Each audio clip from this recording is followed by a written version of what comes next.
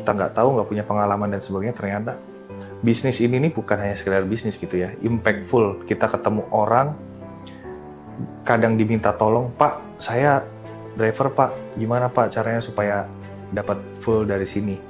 Nah, terus tiba-tiba banyak juga yang kita bantu, atau misalnya kita kasih tips dan ternyata berhasil. Pak, makasih Pak, kemarin tipsnya, sekarang saya alhamdulillah pendapatan saya lumayan. Kayak gitu. Dan jadi kan banyak merchant misalnya terjadi masalah, terjadi konflik dengan driver, atau ada kendala aplikasi, bingung karena tidak terselesaikan, akhirnya kan kemudian sampai bahkan sekarang sudah buka tiga outlet lagi di GoFood dengan nama yang berbeda. Dia lagi ngantar ke tempat konsumen, Bang, nanti saya minta tolong dong top upin, nanti saya ganti pas makanannya datang, nanti saya ganti. Nah itu udah pasti. Sebenarnya apa sih yang didapat vendor? Dari mana lah sumbernya bisa mendapatkan penghasilan apakah dari marginnya atau gimana? Kita pasti ada. Ojek online sudah menjadi bagian kehidupan kita sehari-hari. Terlebih, layanan ini sudah melebarkan sayapnya dengan berbagai macam layanan. Dan di sini kita akan membicarakan bagaimana cerita di balik aplikasi tersebut. Dan di Jambi, ada pasangan suami istri yang menekuni menjadi sebagai vendor Gojek.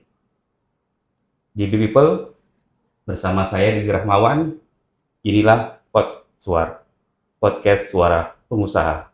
Di sini kita bukan berbicara mengenai angka, tapi juga kisah di balik bagaimana membangun usaha. Bersama saya sudah ada Bang Alfian Zainul Akbar. Ya. Sehat Bang ya? Sehat Pak. Oke. Dan pasangan hidupnya Mbak Puji Kusumawardani. Betul. Selamat datang Bang. Selamat, terima kasih Pak udah undangannya ke sini ya Pak ya. Oke. Ini pertemuan kita yang kedua Bang ya? Iya, betul. Nah, jadi kan Mbak dan Abang berdua ini adalah pasangan suami istri yang menekuni bisnis ini. Ya. Menjadi sebagai vendor bagi Gojek di Provinsi Jambi. Betul. Oke. Bang, saya kan mendengar bahwa sebelum terjun bersama menjadi vendor Gojek, juga sudah punya usaha, yaitu software development ya. Ya. Nah, mungkin ini kan masih ada kaitannya nih ya sama teknologi ya. Bisa dijelaskan soal PT ini, Mbak? Boleh. Baik. Sebelumnya, perkenalkan nama saya Puji Kusumawardani. Awal mula saya membangun usaha software development karena memang saya punya background di ilmu komputer UGM. Jadi saya angkatan 2008, sangat tua. Kemudian juga setelah lulus saya juga ya ikut beberapa praktek kerja dulu atau magang gitu ya.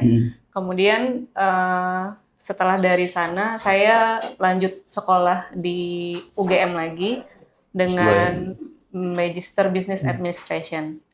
Kemudian waktu itu selama tesis, saya mentok nih, bingung mau ngerjain tesisnya itu mau kemana lagi.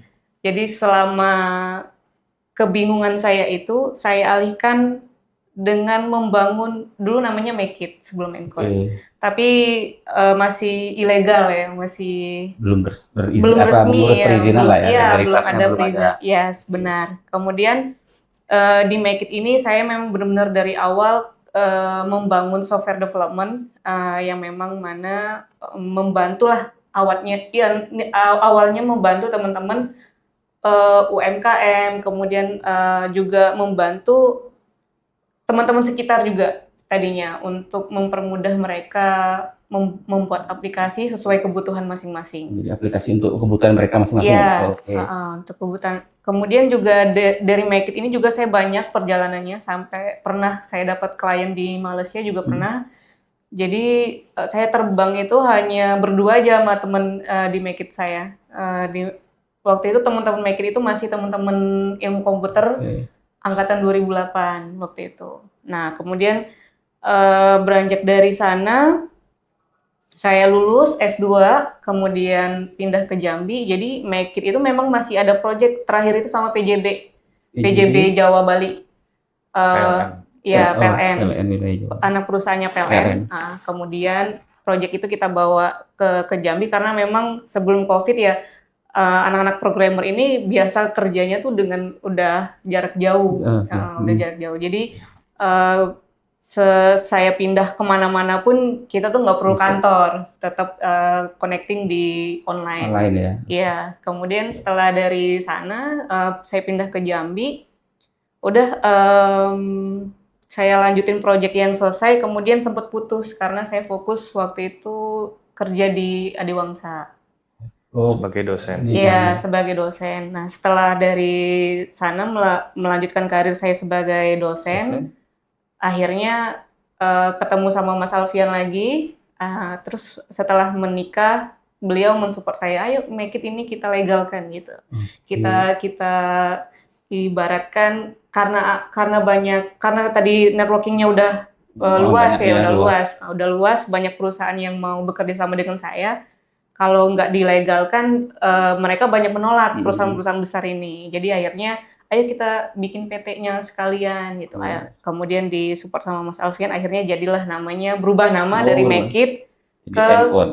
ET Encode Teknologi Encode Teknologi Indonesia. Indonesia. Iya.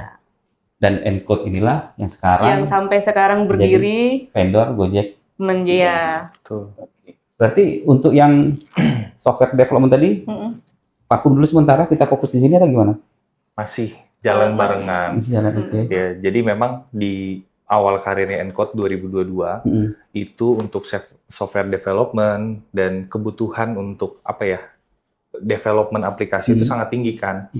Jadi ya mohon maaf, kita juga kan waktu itu masih kecil kan, tetapi masih dapat klien kayak gitu. Nah, makin ke sini makin banyak anak baru, makin banyak yang lain bermunculan, akhirnya kita mulai redup lah gitu ya, mulai tidak ada project gitu kan. Tapi ya kalau kita nggak ada project, tetap jalan apa? Kita ada beberapa yang misalnya maintenance aplikasi, maintenance aplikasi. Nah, di luar itu juga saya sendiri waktu itu punya pekerjaan lain misalnya ya, ada pekerjaan lain. Mbak Puji juga waktu itu masih ngedosen tetapi online ya dari Jogja. Nah, tiba-tiba kawan nawarin gitu kan untuk bisa menjadi vendor di Goto. Iya, PT Goto Gojek Indonesia. Itu tahun? Itu tahun 2024. 2025, maaf.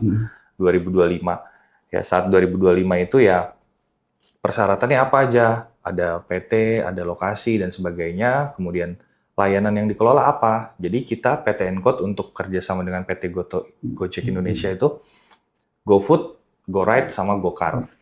Tiga itu aja ya? Iya, tiga itu aja. Layanan banyak. Sebetulnya layanan banyak gitu kan. Ada GoSend, ada GoPay, banyak lah. Selain itu juga masih banyak lagi. Tetapi memang yang paling valuable dari Gojek adalah tiga itu. Ya? GoFood, GoRide, sama GoCar. Oke, berarti kan ini setidaknya konstituennya dua ya, driver dan sama toko-toko UMKM lah. Betul. Ya, F&B lah ya. F&B. Iya. Okay. F&B dan driver-driver seperti itu. Nah, dari kita masuk sebagai vendor, sebetulnya pengalaman kita juga kurang karena kita punya pengalaman di membuat aplikasi, tetapi ini aplikasinya udah jadi. Ya, udah jadi ya. Menjalani bisnisnya. Tapi memang menariknya adalah Mbak Puji memang di teknis gitu ya, karena lulusan ilmu komputer dan kuliah di MBA ya. Kalau saya memang dari awal sebagai marketing, ya memang terbiasa salesnya gitu. Dan di GoFood salah satunya ya kita banyak ketemu orang dan kita selalu menawarkan program. Kayak gitu. Bang, sebelum lebih jauh pertanyaan itu, saya ingin tahu dulu nih. Mungkin bisa dibuka mungkin angka boleh ya? Boleh. Berapa banyak sih mitra Gojek, baik itu yang sebagai driver yang GoCar atau GoRide, ataupun juga yang UMKM tadi yang GoFood. Iya. Kalau mungkin saya tarik data gitu ya, misalnya saya punya data yang di-share ke kita di tahun 2025 sampai mungkin hari ini, itu terdaftar ya, yang terdaftar itu sekitar 2000-an. 2000. Ya, itu campur ada GoCar dan ada mobil dan motor. Ya. Nah, kemudian kalau yang aktif gitu ya, saya mungkin paling hafal bulan ini. Bulan ini yang aktif itu ada sekitar 1.200. Nah, mungkin kan ada gap-nya tuh ada sekitar 800. 800 itu rata-rata sudah non-aktif, bisa karena suspend, bisa karena PM atau putus mitra, ya, atau dia dinonaktifkan. gitu ya. Dinonaktifkan itu karena gini Pak. Jadi kan misalnya driver ini kalau selama 1 bulan ada minimal 1 kali aktif, dia akan aktif terus. Tapi misalnya udah 1 bulan, 2 bulan dia nggak aktif, kan sistem ngelihat nih, kok ini nggak aktif ya? Dan kita juga ngerasa bahwa kan nggak mungkin ya, dia daftar di Gojek tapi dia nggak narik di Gojek.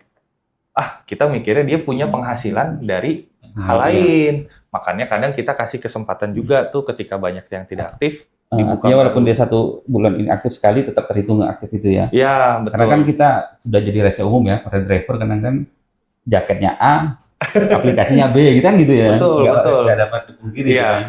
karena memang rules-nya di pemain aplikator gitu ya, Aplikator ya. itu kan driver sebagai mitra, artinya memiliki kebebasan. Ya kebebasannya adalah boleh 1 aplikasi, 2 aplikasi, boleh dia kerja, boleh dia sampingan. Tapi ada juga yang memang full time dia hanya 1 aplikasi, misalnya di Gojek gitu ya. Itu banyak juga. Nah, Oke, Bang, sebagai pengusaha lah, pengusaha yang menangani Gojek di Jambi. Iya. Bagaimana Abang dan Mbak ini berusaha untuk mengembangkan ini? Artinya Gojek semakin dikenal, semakin sering digunakan. Oke. Jadi yang pertama memang kita punya activity, kan tadi layanan kita yang kita kelola adalah GoRide, GoCar, sama GoFood. Nah, kalau aktivitas kita, salah satunya adalah marketing juga, atau namanya UG, User Growth ya. Kita juga berusaha untuk mengembangkan market atau mengembangkan konsumen. Caranya gimana? Memang ada 2 cara, ada eksternal, ada internal. Yang eksternal itu kayak misal kita kerjasama dengan kampus, kita kerjasama dengan sekolah, dengan lembaga, ataupun misalnya kita promosi lewat banner. Nah, tapi ada yang kita fokuskan juga salah satunya di internal, Pak. Di internal ini, kita kan punya aplikasi kan, aplikasi Gojek. Di situ ada namanya in-apps promotion. Nah, ada juga in-apps promotion tuh ada push notification. Misalnya contoh, tiba-tiba ada notif dari Gojek. Oh, ini ada promo nih di rumah makan ini. Nah, itu namanya push notification. Kita bantu UMKM-UMKM yang mau promosi lewat situ. Artinya ini ada program dari saat ya. Berarti nanti harus kita menawarkan lagi ke merchant-merchant ini ya, untuk misalkan mau nggak mengambil promo ini gitu atau? Iya, ada yang kita tawarkan, ada yang kita memang gabung. Misal contoh ya event-event tertentu pada saat mohon maaf, misalnya pada saat ada momen Valentine 14 Februari, kita cari merchant-merchant yang jualan coklat atau jualan matcha misalnya. Kita kumpulkan, kita promosikan di dalam satu banner gitu ya. Jadi misalnya pilihan untuk cinta terkasih gitu kan. Nanti dia klik, di situ muncul outlet-outlet. Nah, itu biasanya lebih menarik. Nah, saya menarik ini apa? Karena Abang tadi nyebut Valentine lah, dan kebetulan pasangan suami istri. Iya. Nah, dari pekerjaan ini, karena dijalankan bareng-bareng nih, siapa sih yang lebih banyak berperan? Mungkin dari mbaknya mungkin punya ide tadi, atau abangnya mungkin yang eksekusi, atau gimana? Yang bagaimana sih perannya? Masing-masing mbaknya. Kalau untuk peran ya, jadi saya tuh sebenarnya lebih ke teknis. Artinya yang ngelola data atau ngelola yang hubungannya dengan permasalahan itu memang saya. Mbak Puji atau ya istri saya sendiri itu memang lebih ke PR-nya atau public relation-nya, ngurusin kerjasama, terus ngurusin promo ya, promo, dan nggak jarang juga datang-datang ke merchant gitu ya untuk bikin konten. Nah, kita itu eksternal juga bikin konten gitu ya. Misal contoh ada satu outlet ternyata dia punya campaign. Campaign-nya apa? Misal contohnya ada satu outlet rumah makan nasi Padang, pas kemarin Ramadan, dia baru mau buka di sahur. Kan pasti kendala utamanya gimana caranya saya menginformasikan ke orang-orang supaya saya ini pas buka pas sahur, dan itu cukup terkenal kan. Ya udah boleh, sini kita ada sosmednya, kita follow kita promosikan di sosmednya Gojek, terus di aplikasi juga kita promosikan lewat namanya Mas Head gitu ya. Nah, jadi akhirnya terbantu gitu ya. Nah, itu dari Mbak Puji.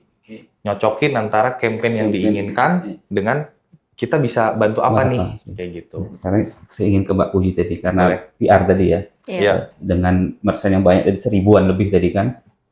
Gimana Mbak pengalamannya? Artinya, kan kita juga tadi bagaimana promo dari pusat bisa dijalankan, diambil merchant-merchant ini. Apa tantangannya, Mbak? Kalau untuk khusus di Jambi ya yang kami rasakan selama 6 bulan ini, turunnya trust atau kepercayaan terhadap GoFood itu sendiri. Jadi challenge-nya memang di situ, sehingga bagaimana cara kami mendekati para owner ya, para pengusaha ini dengan baik, sehingga banyaklah kami menerima penolakan juga gitu, tapi ya nggak boleh menyerah kayak gitu aja, karena kan memang itu terkait tugas kami juga sebagai vendor untuk tetap semuanya itu stabil, baik dari driver maupun dari sisi restoran gitu. Kemudian salah satu strategi lainnya, kemarin saya sempat izin juga sama Mas Alfian, Mas, kalau saya join sama HIPMI gimana? HIPMI itu Himpunan Pengusaha Muda Indonesia. Terus beliau bilang, boleh kalau memang bisa dijalankan, jalankan gitu. Nah, memang pas ketika saya udah join HIPMI, jadi ketemu para owner yang ya, salah satu contohnya apa Mas yang di gedung JBC ini? Iya. Iya, ada beberapa yang outlet JBC. Jadi inilah istilahnya jalan itu kebuka lebar lagi. Jadi sehingga kami bisa melakukan sedikit ekspansi. Maksudnya mungkin yang tadinya nggak join GoFood jadi join GoFood. Yang tadinya aplikasinya mati atau jelek dan bermasalah, kami perbaiki dan mereka mau lagi untuk join GoFood. Nah, jadi inilah sejalan juga gitu kan, satu linear gitu. Kemudian juga kalau challenge yang lainnya sepertinya ini ya Mas. Ya, tantangan utamanya sebenarnya kan karena nggak ada kantor, nggak ada kantor lama, sehingga orang itu sudah acuh tak acuh. Iya. Nah, mungkin terjadi, maaf saya potong Mas. Boleh. Kan sebenarnya Gojek ini masuk Jambi kan sudah lama. Kan? Lebih dulu maka kalau nggak salah ya. 2016, betul. 2016. Nah, tadi ini kan 2004 atau 2025. Artinya mungkin yang dulu mungkin vakum gitu ya atau gimana? Vakum, kemudian baru masuk lagi. Jadi itu tadi ya, jadi challenge sendiri ya. Jadi kan banyak merchant misalnya terjadi masalah, terjadi konflik dengan driver atau ada kendala aplikasi, bingung. Karena tidak terselesaikan, akhirnya kan tetap ke bawah dendam gitu. Jadi adanya kita tuh kadang, saya udah nggak mau lagi. Nah, itu tantangannya, makanya kenapa kita ada PR, Mbak Puji, adalah untuk menyelesaikan kesalahpahaman itu. Masalah lu. Benar. Nah, dan itu mungkin lumayan lama ya, karena kita dari mulai September sampai Desember itu kita datang itu ya kebanyakan bukan menolak ya, resisten lebih resisten, tapi kita mulai ya namanya kita pengalaman di sales ya, jadi kita datangi terus. Jadi kalau benar-benar karena gini, saya pikir karena kita juga membawa manfaat juga ya, kita punya offering yang menarik gitu ya. Kita punya market, kita punya sesuatu yang bisa mensupport mereka, jadi kenapa enggak gitu ya? Kenapa enggak? Makanya dan kadang masalah personal gitu. Saya punya masalah dengan driver Gojek satu orang gitu ya. Tapi menjadikan itu general aja gitu ya. Jadinya saya nggak mau lagi join di Gojek karena kemarin saya pernah bertengkar dengan driver Gojek. Nah, salah satunya dari Mbak Puji kayak gitu untuk mendekati dari merchant. Nah, saya ke driver. Kita cek kalau ada kayak gitu betul. Sekarang karena ada kantor, kita tindak benar-benar tegas. Gitu ya, benar-benar tegas. Kalau ada yang sampai merusak nama baik atau menjelekan yang lain, ya pasti kami tindak sangat tegas kayak gitu. Bang, dari 3 layanan Gojek yang kita handle, mana yang paling ingin sebenarnya dioptimalkan? Sebenarnya di GoFood, Pak. GoFood ya. Ya, GoFood itu kan layanan makanan ya. Kenapa memilih GoFood yang ingin dioptimalkan? Pertama, GoFood ini dampaknya luas. Misalnya contoh kayak gini, ketika restoran itu rame, maka driver itu juga akan kerja, Pak. Akan mendapat orderan kan. Nah, terus di GoFood juga, mohon maaf ya, tapi banyak yang restonya di rumah. Yang memang tidak bisa dijangkau oleh jalan gitu ya. Itu banyak. Nah, sehingga apa dampaknya sangat berarti lah gitu ya untuk mereka-mereka yang contoh misalnya suaminya kerja, istrinya jaga rumah atau misalnya jaga anak juga, tapi bisa jualan, Pak. Kita banyak kok lihat ada yang jualan cuman mie instan, ya misalnya mie instan keriting tertentu, merek tertentu, diolah, dikasih sosis, dikasih telur, dikasih cabai, dijual. Laku, Pak. Gitu ya. Dan itu hanya dari rumah. Itu hanya dari rumah. Tanpa karyawan, tanpa sewa dan sebagainya. Dan mereka juga punya harga kompetitif, Pak.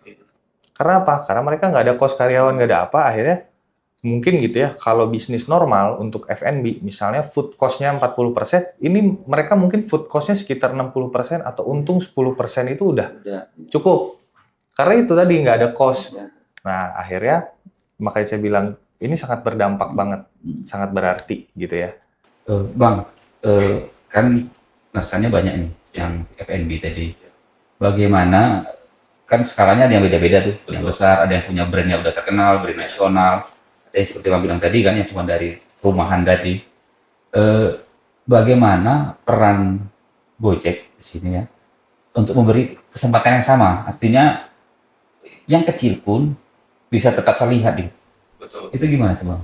Oke, jadi memang kalau Gojek, kalau kita sendiri ya, untuk kan tadi ya, untuk kita bisa apapun bisnisnya, saya rasa memang harus dipromosikan, ya. Baik itu promosi sendiri atau promosi kita bantu. Nah, kadang misalnya ada satu contoh, memang brandnya sudah besar, ya udah, kita nggak bisa ngapa-ngapain lagi. Cuman kita bisa bantu lebih, exposure-nya lebih ditingkatkan lagi. Tapi kalau dia kecil, Pak, kita bantu juga, misal contoh, kita edukasi ke merchant, Pak, ini di Google Maps belum ada. Itu ngaruh juga. Itu kan gampang. Kadang tuh saya cuma share-share video aja, Pak. Share-share video YouTube untuk tutorial Google Maps misalnya. Terus misalnya kalau dia belum ada sosmed, kita bantu. Kalau misalnya kita cek, oh ini ternyata masih muda dan sebagainya, main dong medsosnya. Orang sekarang bikin konten udah bisa gampang, misalnya bisa pakai AI dan sebagainya, itu juga kita selalu edukasi gitu. Karena ketika mereka juga kita edukasi kayak gitu, selain ya untuk mereka juga gitu kan. Yang kedua, ketika misalnya kita punya kriteria ya, ternyata dia penjualannya selalu ada, walaupun masih kecil, minimal sehari satu aja, sehari satu tapi rutin. Dalam 1 bulan misalnya ada 25 hari dia terus ada penjualan. Transaksinya mungkin kecil, tapi ini saya pikir ini potensial. Nah, ketika ada kayak gitu, ada pola-pola tertentu, kita bantu. Nah, kita bantu untuk in-apps promotion. Kita bantu juga di-up di media sosial kita. Dan itu biayanya gratis. Benar-benar gratis. Padahal kalau memang misalnya itu pengajuan dari brand ke Gojek, mungkin biayanya sangat mahal gitu ya. Untuk di masthead gitu ya, mastheadnya Gojek atau di aplikasi GoFood paling atas. Berandanya dia. Iya, itu mungkin lebih dari 1 juta dalam 1 hari. Tapi kita bisa kasih free untuk yang kriterianya tertentu, yang memang kita mau kasih exposure. Nah, tapi memang kok nanti yang brand-brand besar atau brand-brand tertentu yang udah rame kok nggak dikasih? Karena mereka sebelumnya tanpa dipromosikan kita sudah bagus. Jadi kita kasih kesempatan yang memang mau naik, Pak. Jadi memang tidak paling bawah banget, tapi di tengah-tengah. Nah, kalau yang di atas juga nanti kita benefitnya lain lah. Kita ada offering lain. Tapi kalau yang tengah-tengah kita benar-benar bantu support. Kayak gitu. Saya ingin mengulik dapurnya sedikit. Boleh nih. Sebenarnya apa sih yang didapat vendor? Dari mana lah sumbernya bisa mendapatkan penghasilan dari, apakah dari marginnya atau gimana? Kita pasti ada pendapatannya ya. Pendapatannya itu dihitung memang kita ada namanya target aktivitas lah. Ketika target aktivitas itu tercapai, maka kita bisa mendapatkan 1-2% dari GT atau gross take atau profitnya Gojek lah. Kan ada profitnya, misalnya ada satu transaksi, ada yang memang diambil ke mitra, ada yang memang jatahnya Gojek. Nah, saya dapat dari yang jatahnya Gojek, itu 1-2%-nya. Kayak gitu, tergantung achievement dari target aktivitas kita. Seperti itu. Nah, itu yang menjadi tantangan tadi ya, bagaimana tadi aktivitasnya rame ya kan, maksudnya ya mitranya rame. Ya, memang kadang aktivitas khususnya driver ya, kita supply driver driver ini kan kalau kebanyakan pasti kuenya makin kecil, ya kan? Tapi kalau sedikit Pak, memang kuenya kan jadi makin besar, tapi kelangkaannya cukup tinggi gitu ya. Nanti mungkin ada yang nggak dapat driver, resto udah bikin tapi nggak ada driver yang jemput. Nah, jadi kita salah satu tugasnya adalah menjaga supply driver supaya tetap aman kayak gitu. Bang sering atau Mbak Lam, sering nggak menemukan kasus mungkin keluhan dari merchant atau apa? Kadang-kadang kan kita kenal apa order fiktif gitu ya. Ya. Itu seperti apa kita menanganinya atau bagaimana dengan kondisi di Jambi? Nah, untuk order fiktif sendiri memang kebijakannya dari Gojek ya. Ketika misalnya ada order fiktif, tapi barang ini sudah keluar dari resto nggak usah khawatir, pasti 100% diganti. Dan nggak akan ada laporan ke resto bahwa ternyata makanan yang barusan dibeli fiktif, nggak ada kalau resto. Tapi misalnya barang itu belum keluar, tetapi sudah tercancel sistem, atau misalnya driver nggak jemput, itu bisa di-claim.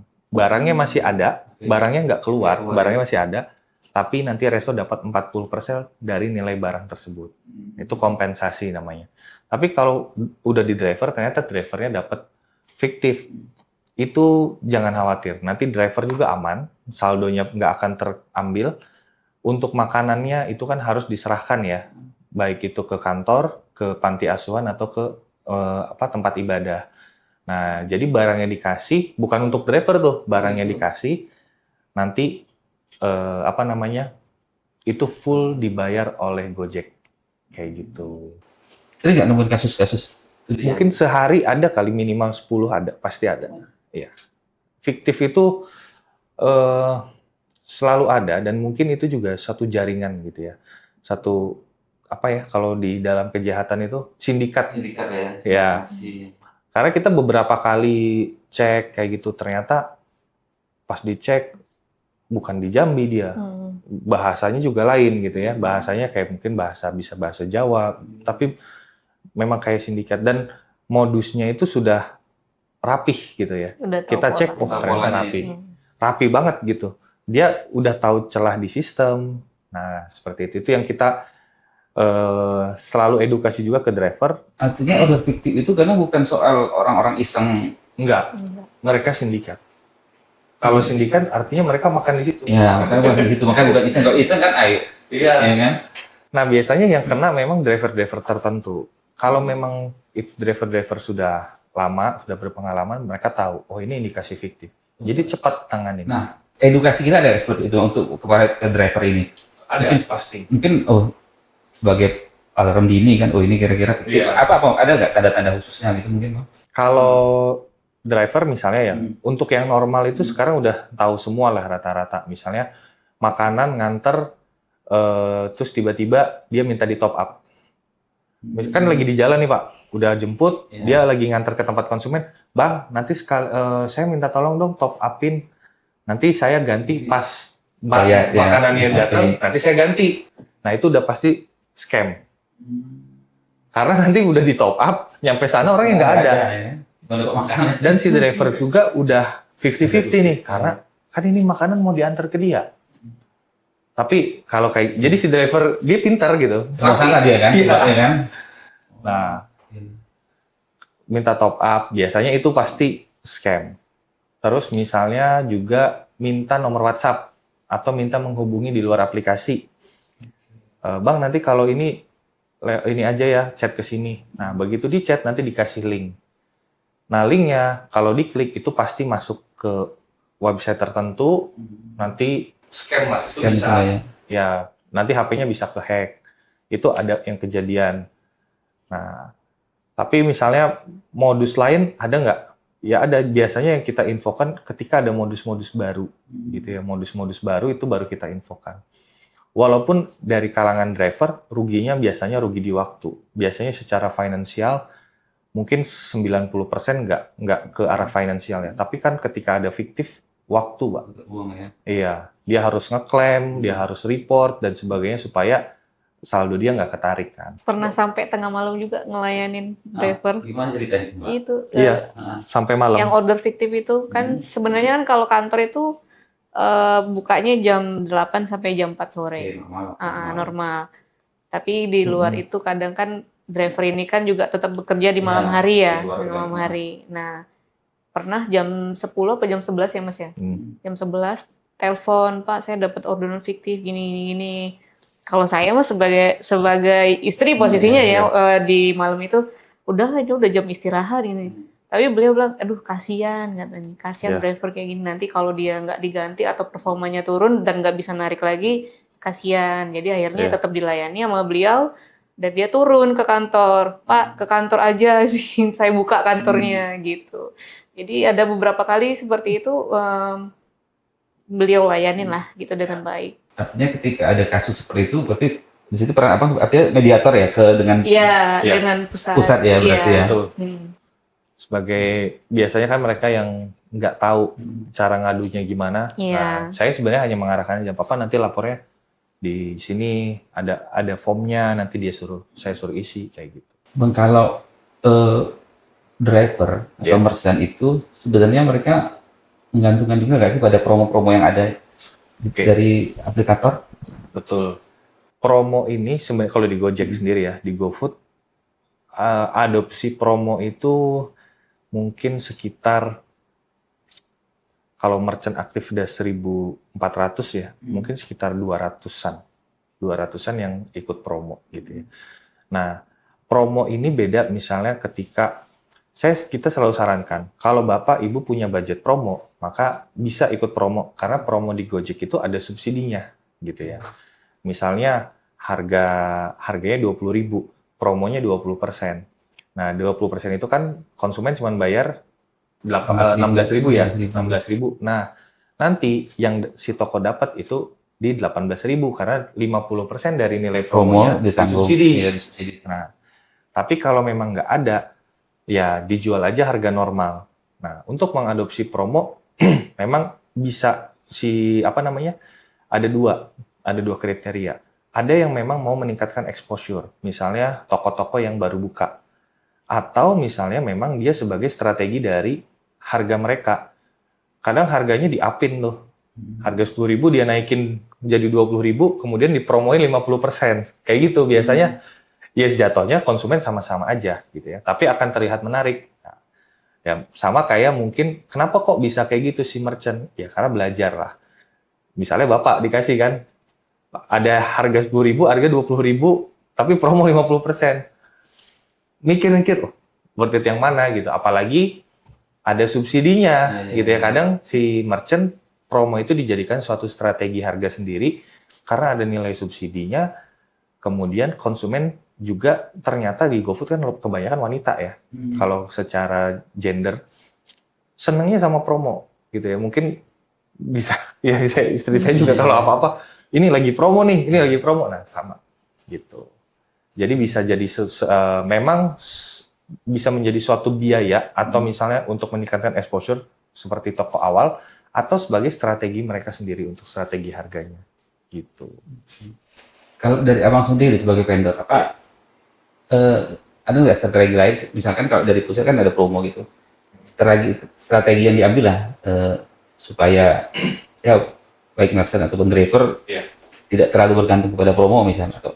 Oke, kalau misalnya tidak tergantung sama promo ya, salah satunya adalah mau dimanapun saya rasa mau di aplikasi, mau di online maupun offline, yang utama itu kan nama baik Pak, ya nama baik mereka, citra mereka gitu ya. Ketika pertama beli enak, pasti besok dia akan beli lagi atau dia rekomendasi ke orang ya. Yang penting itu dulu. Atau misalnya perkuat di brandnya, ya. Sehingga apa? Sehingga dia bisa jual harga normal tanpa harus promo, tapi orang terus repeat, Pak. Gitu. Terus repeat order.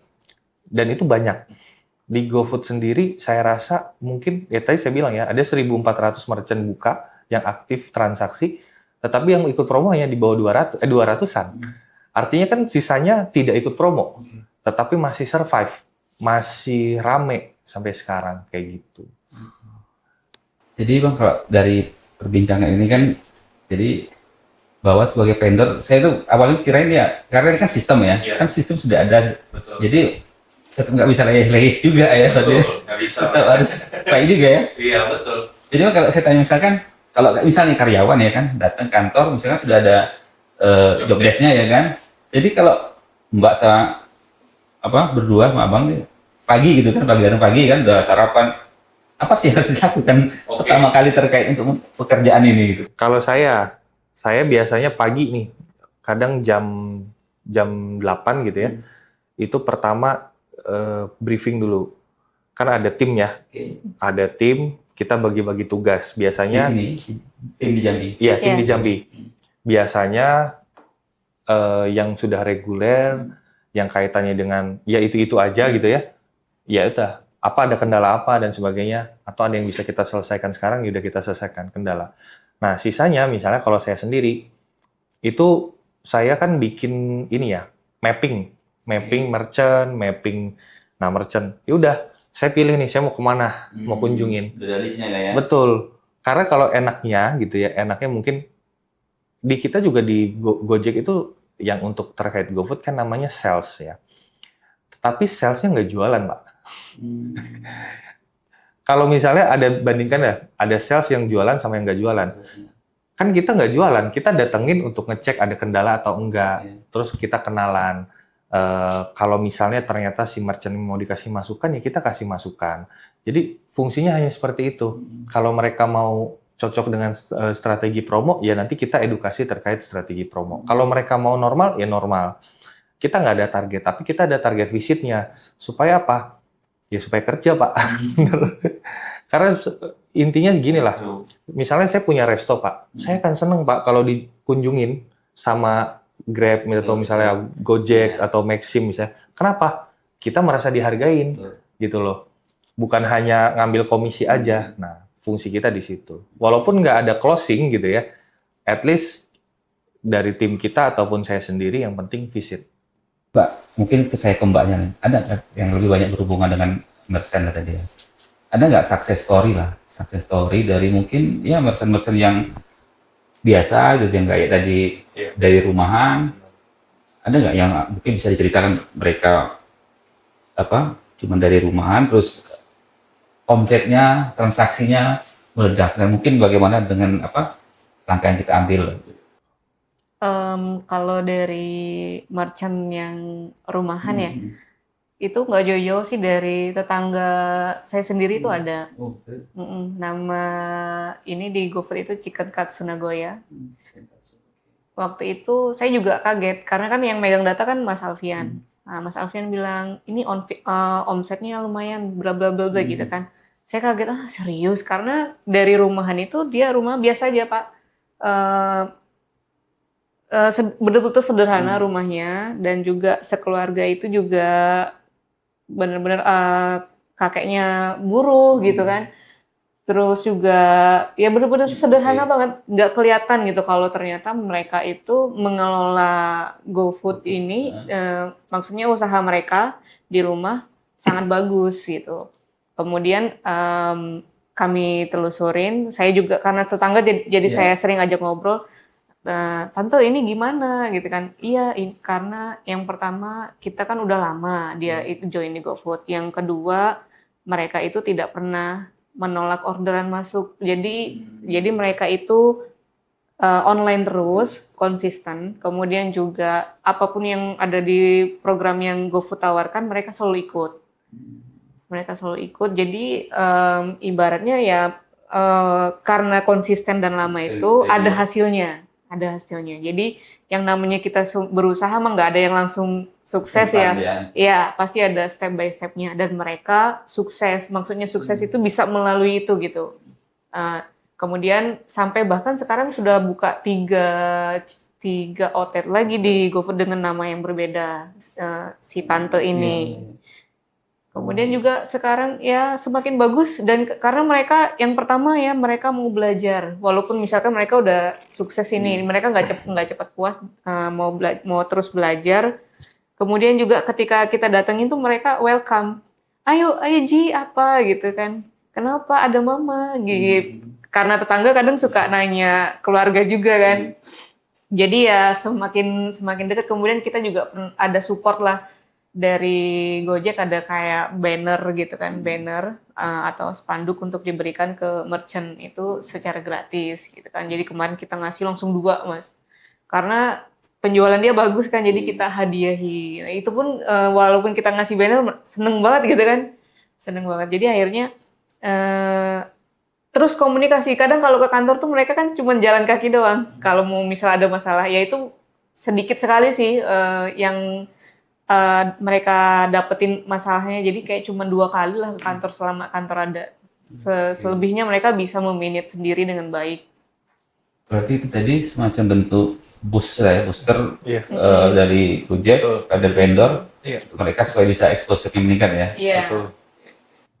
Cerita itu banyak sih, Pak. Mm-mm. Cerita yang dari rumah kemudian akhirnya buka outlet ada, yang dia buka outletnya tutup kemudian hanya buka di rumah ada. Ya, kayak ayam geprek Mas Pri itu. Iya. Dia awalnya buka di pinggir jalan, awalnya rame, kemudian agak turun-turun, terus akhirnya buka di rumahnya sendiri dan masih bukan fully ya, mungkin mayoritasnya online, Pak. Apa yang paling banyak dipesan orang Jambi ini untuk Jambi ya? makan? Boleh. Nanti saya share ya. Jadi kalau untuk makanan paling banyak dibeli itu adalah nasi Padang dengan berbagai merek ya. Di GoFood ya. Dengan berbagai merek ya. Kala merek-merek ternama di Jambi itu pasti jadi top. Ya. Kedua itu mie-mian. Mie-mian ya. Itu paling banyak. Ayam geprek. Ya. Ya surprisingly di GoFood itu untuk kayak cemilan itu masuk top 5 tapi bukan yang utama. Jadi masih makanan berat ya. Kalau menurut saya sih kategori makanan berat itu yang paling utama. Paling rame di GoFood. Cemilan tuh porsinya ada, tetapi tidak seramai yang tadi saya sebutin. Minuman, kopi juga jarang. Gitu ya. Mungkin karena gini sih, kalau menurut saya, untuk saat ini konsumen GoFood itu lebih mature. Artinya mungkin bener-bener orang yang pengen simple. Contoh, saya kerja di kantor, saya malas keluar, ya udah saya GoFood. Menurut saya itu aja sih, gitu ya.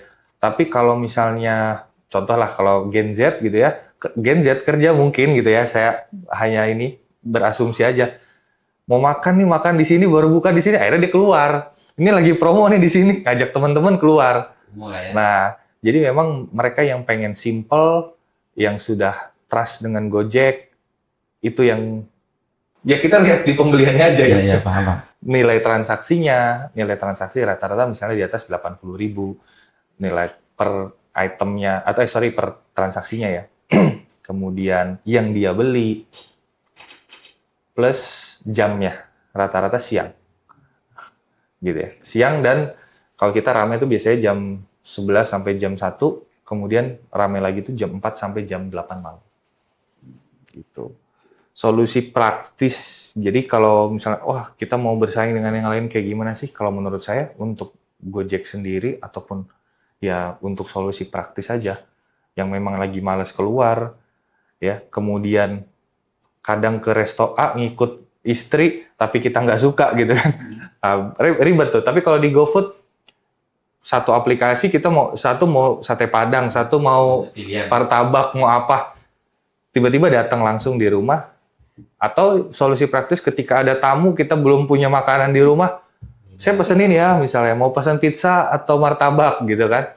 Nah salah satunya itu sih, market utamanya adalah yang pengen simple aja. Karena tadi basicnya tadi software development tadi, masih punya impian untuk bisa menerapkan ilmunya lebih. Kalau ini kan tadi sudah ada sistemnya ya. Kalau impian sangat masih, karena apalagi udah dibantu sama Mas Alfian kan, jadi punya impian yang lebih lagi lah. Kalau kemarin saya achieve-nya bisa sampai dapat klien dari Malaysia, mungkin next kita bisa ke Australia Mas ya. Ya sekaligus karena kita banyak teman juga di sana, jadi mungkin bisa do something atau apalah terkait apa yang bisa kita lakukan, yang namanya kita juga berusaha. Iya. Jadi ya apa aja lah gitu. Intinya kalau dari saya impian itu tetap ada. Hanya saja saat ini masih agak sedikit terhambat. Jadi kita fokus di Gojek dulu. Kemarin memang sebenarnya ada beberapa project yang masuk, cuman belum bisa saya terima dulu karena yang pertama saya juga masih ada anak kecil-kecil, masih ada usia 3 tahun dan 2 tahun, sangat jaraknya. Iya, jaraknya dekat.